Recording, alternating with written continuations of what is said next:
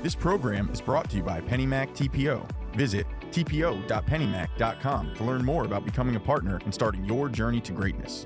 With the people, products, and technology to take you there, it's why they say at PennyMac, greatness lives here. Welcome to The Interest. I'm Mike Savino.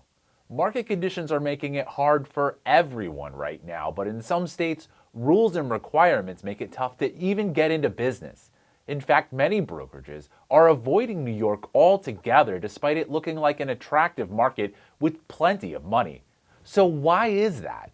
Our own Christine Stewart dives in with this month's cover story for NMP Magazine. New York takes anywhere, quite frankly, from 4 to 5 months to become licensed as a loan officer sometimes 6 months. The Big Apple is known as the financial capital of the United States, but that doesn't exactly make it a good place to do business, especially if you're in the mortgage industry. To become licensed as a mortgage loan originator, the process is very long.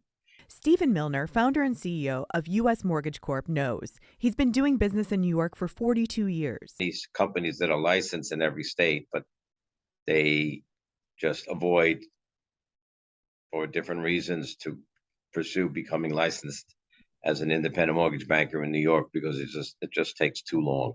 There is a way to get there faster through something called temporary authority. Temporary authority means that once a loan officer is licensed in a particular state,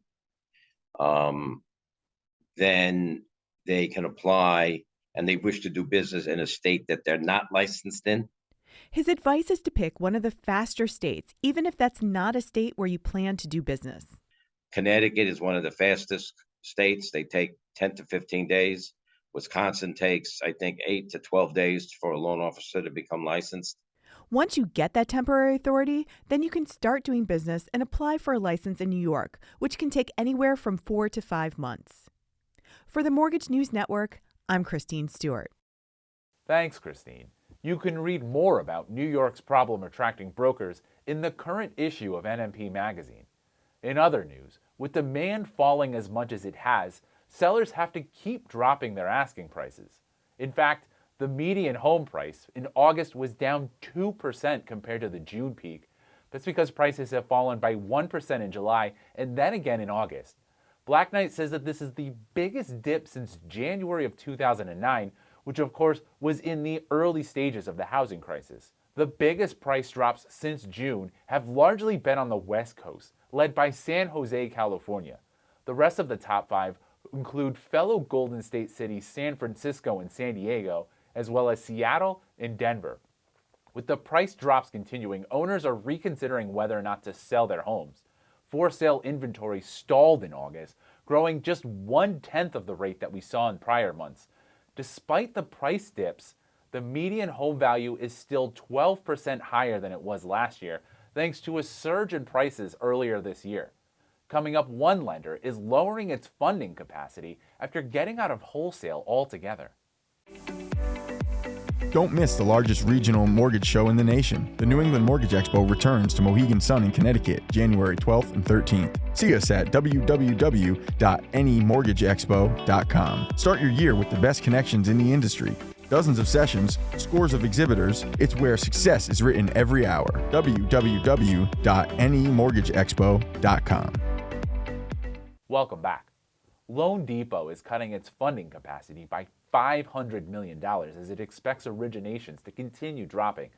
The company told the SEC in a recent filing that it's exercising its right to prepay in full notes that were backed by a revolving line of wholesale credit. This is Loan Depot's second time reducing its funding capacity. The company disclosed in an August filing a similar $500 million cut. The filings come after Loan Depot announced in early August that it would be getting out of wholesale altogether. The company has reported losses in 2 straight quarters, including a $16 billion loss in the second quarter. Along with getting out of wholesale, Loan Depot has cut nearly 4,000 jobs since the end of last year. And finally, if you know a young professional who's making big contributions to the mortgage industry, then let us know. We're seeking submissions for our 40 Under 40 contest. Nominees, of course, must be 40 years old or younger. Honorees will be selected based on their contributions to the mortgage industry and their impact. Only completed submissions will be considered. The deadline is October 14th. Just go to nmplink.com/40 under 40, and that's using the number 40. Up next, we'll tell you what else is interesting today. This program was brought to you by PennyMac TPO. Visit tpo.pennymac.com to learn more about becoming a partner and starting your journey to greatness. Here's what else is interesting today. Because of various market conditions, fewer homes in Florida are insured against floods than in the past. The Wall Street Journal reports that as of August, only 15.5% of homes in the Sunshine State have flood insurance, down from almost 18% 5 years ago. And this dip means more people will likely need financial aid to recover from Hurricane Ian. For more on these and all of today's top stories, go to mortgagenewsnetwork.com.